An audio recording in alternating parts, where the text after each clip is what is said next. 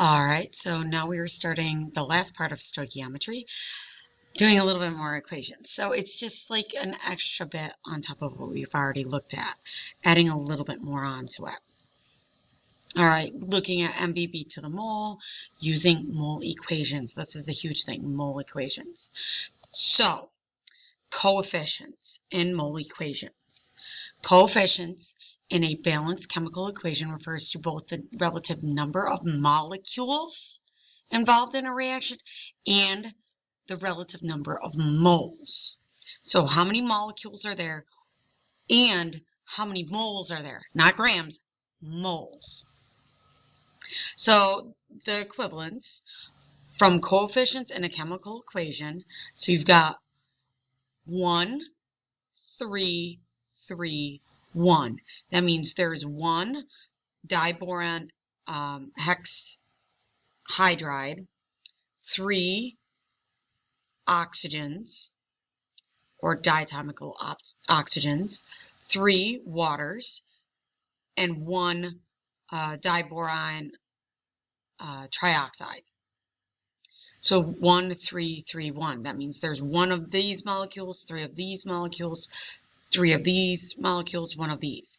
Also means there's 1 mole of this molecule, 3 moles of this molecule, 3 moles of this molecule, 1 mole of this molecule, which it just says right here. All right, so 1 mole of this, 3 mole of this, 3 mole of this, 3 mole from up here. There's like 3 mole of this, 3 mole of hydrogen, 1 mole of that. That's all it means. 1 mole, 3 moles. They're moles and they're also the molecules. And these conversions are used to calculate quantities involved in the reaction. All right, the mole ratio. So let's do a one-step, the easier ones. From the balanced equation, 2A plus 3B goes to 4C. So for every 2 molecules of A that react, 3 moles of B are needed, and they produce 4 moles of C. Okay, but say I have 6 moles of A. We can then use this information, this balanced equation, to calculate the amount of B and C. B needed to produce C. All right, so if I have 6 moles of A, I know there are 2 to 3. So put mole A on the bottom, there's 2 of them. Put 3 moles up top, you'd get 9 moles of B. Let's look at C. There's 4 needed with 2A. So 2A goes on the bottom because we want to get rid of moles of A. 4C on the top. So 6 divided by 2. 6 divided by 2 is 3. 3 times 4 is 12. 12 moles. Not too hard, right? Let's look at our worksheet.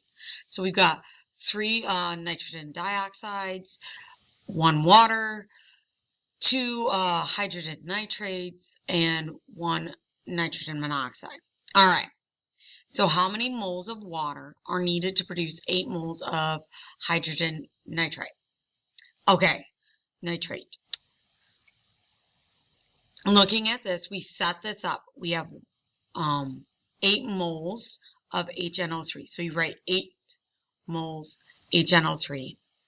There, you want to get rid of HNO3, so 2 is going to be on the bottom with 1 on the top because you want the water. So 8 moles. 2 on the bottom, 1 on the top, because 1 is the water. I can then cancel out the moles of HNO3 to get moles of H2O. So 8 divided by 2 should have 4 moles of water. How many moles of nitrogen monoxide, this stuff over here, produced from 5 moles of nitrogen dioxide over here? Again, let's start with the moles of nitrogen dioxide. 5 moles nitrogen dioxide, you multiply it by 1 mole of NO2, or sorry, NO, over 3 moles of NO2, right, like this. When you calculate it out, you get roughly 1.7 moles of NO. Okay, let's do another exercise. Sodium reacts with chlorine to produce sodium chloride. So first we got to write the balanced equation. Let's figure out what it is. It's a synthesis, right? So Na plus Cl gives you NaCl. Now that is not correct. Why? Because chlorine is a diatom, so you have to add that too. So now I can balance it. Good. Sodium, 1, awesome. 2 chlorines, 1 chlorine. Eesh. So I got to add some 2s. I'm going to add a 2 here, a 2 here. Now, phases, I did forget to do phases. Sodium is a solid. Chlorine is a gas. And because they make an ionic bond, it is solid. It is also salt. Salt is solid. Always go based off of the periodic table unless it specifically says solution. In solution, then you use aqueous. All right, let's get to the calculations now.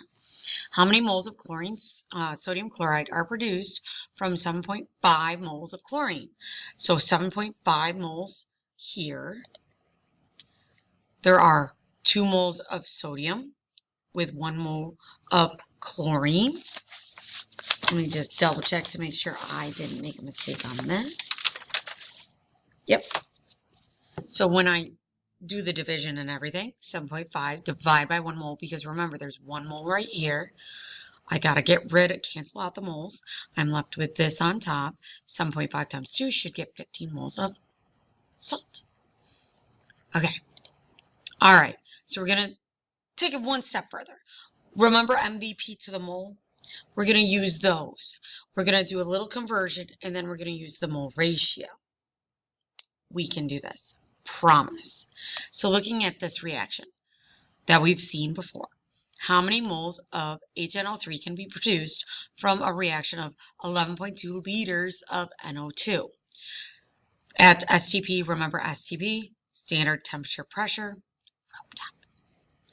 Can we use the mole ratio in the balance equation if we convert, or we can, if we convert the volume to moles? And we know how to do that. MVP to the mole. So we got the 11.2 liters of nitrogen dioxide, and I got to get it out of liters to moles. What do? 22.4 liters equals 1 mole. So I plug this in so that I can cancel out the liters. So those are canceled out, and I'm left with moles of NO2. Now I can do my mole ratio. So I want to get rid of my NO2 and go to HNO3. NO2, I've got 3 of those and 2 of the HNO3. So I plug those in with 2 HNO3 on top because HNO3 is what I want, and 3 moles of NO2 at the bottom. So cancel out the moles of NO2, and now all I got to do is calculate. So 11.2 divided by 22.4, that's half, times 2 over 3 gives you approximately 0.3333333333. Please just use your sig figs. This saves you so you don't have to write out a million 3s. All right. So some exercise. Common laboratory method of preparing small amounts of oxygen involves the decomp of potassium chlorate to potassium chloride and oxygen. Molecular oxygen. That gives you a clue right there. Molecular. There's more than one. All right, let's write out the balance equation. So when I do this, I've got KClO3, because ClO3 is the chlorate, goes to KCl, potassium chloride, and molecular oxygen. 2 oxygens, it's a diatom. All right, let's figure out those phases. KClO3 is a polyatomic ion. Or sorry, ClO3 is a polyatomic ion. Potassium is a metal. Together, they are a solid because it's ionic. KCl is ionic, again, a solid. Oxygen by itself is a gas. All right, let's balance this puppy. We've got K, yay. Cl, yay. 3, 2, boo. So what do I got to do? I got to put a 2 in front of the KCl. If I put a 2 here, I got to put a 2 here. And if I do this, I get 6 oxygens. To get 6, I got to put a 3, 2, 2, 3. Great. Let's look at the next part. How many moles of oxygen are produced by decomposing 30.7 grams of potassium chlorate? Oof. So now we got to get the GFM. Remember, you're going grams to moles, you can need your DFM. So figuring out how much is there. Remember, there's a 2 in front, so don't forget to multiply everything by 2. All right, when I do that, I get 3.07 times 1 mole over 224 grams of potassium chlorate. I'm out of grams, I'm down to moles. So let's do moles to moles. 2 to 3. Let's see, 2 to 3. So there's my 2 moles of KClO3. Cancel those out with the moles up here. I now have moles of O2, which is what I want to know. When I calculate this through, I get 1.5 moles of O2. This divided by this times 3 over 2 gives you 1.5. Okay. All right, let's look at this one, which is all done out for you. So looking at this, I've got 3.5 moles of HNO3. I write that down right here. Reacted to calculate the volume of hydrogen gas. So now I want hydrogen volume. So I'm going from moles to liters. So I start with my moles, I do my mole ratio. I'm getting out of HNO3. I want hydrogen, so moles of HO, or H.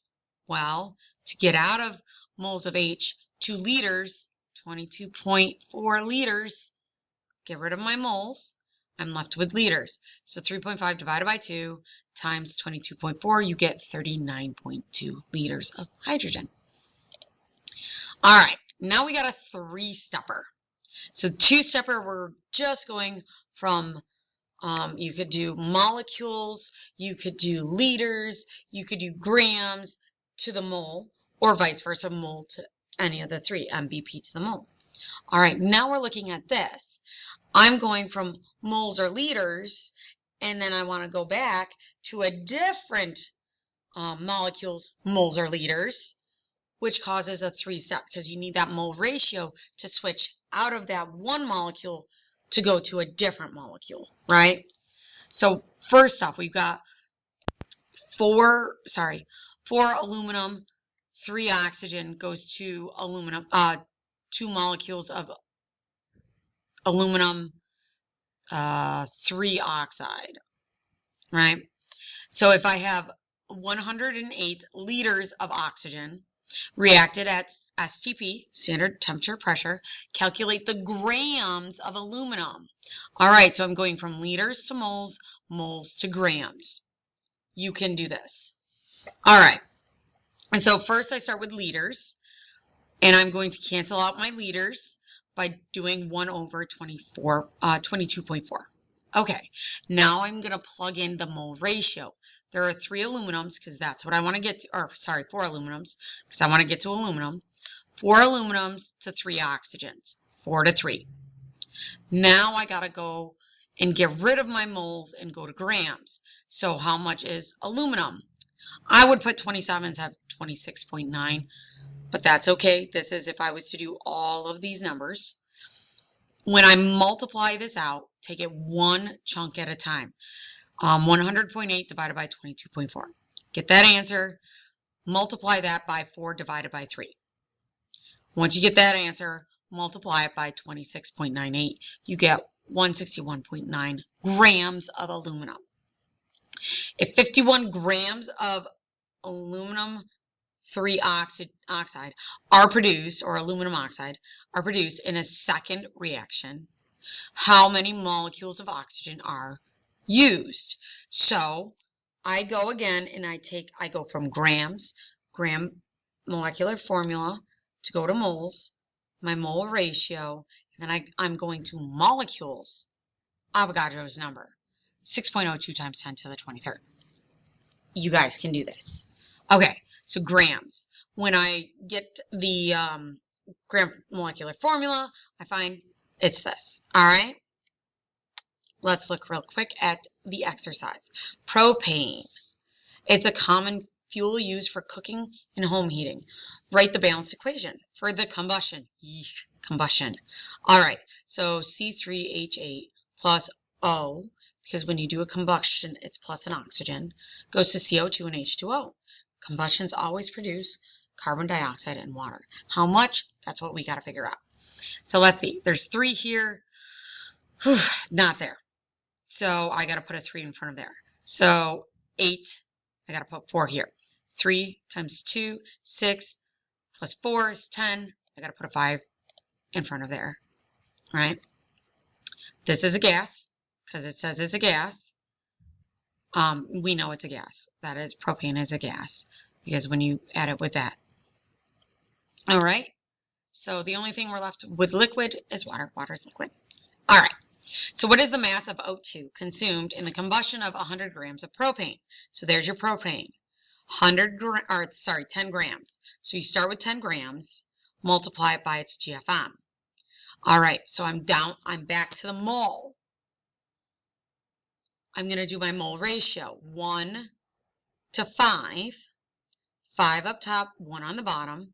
So I'm going to do 10 divided by my GFM times 5. And then I'm going to grams of oxygen, which is by 32 because there's 2 of them. There's 2 of them. So it's got to be 32 grams over 1 mole. So there's that. 44 grams in this. 5 over 1. There is a 2 right here. That's why it's red. So it has to double the grams of oxygen. So you could do 2 times 16 or 32. When I equal it out, I get 36.4 grams. Okay? All right. So don't forget to do your homework and don't forget the study guide. If you have any question, please let me know, and I hope you guys have a great day.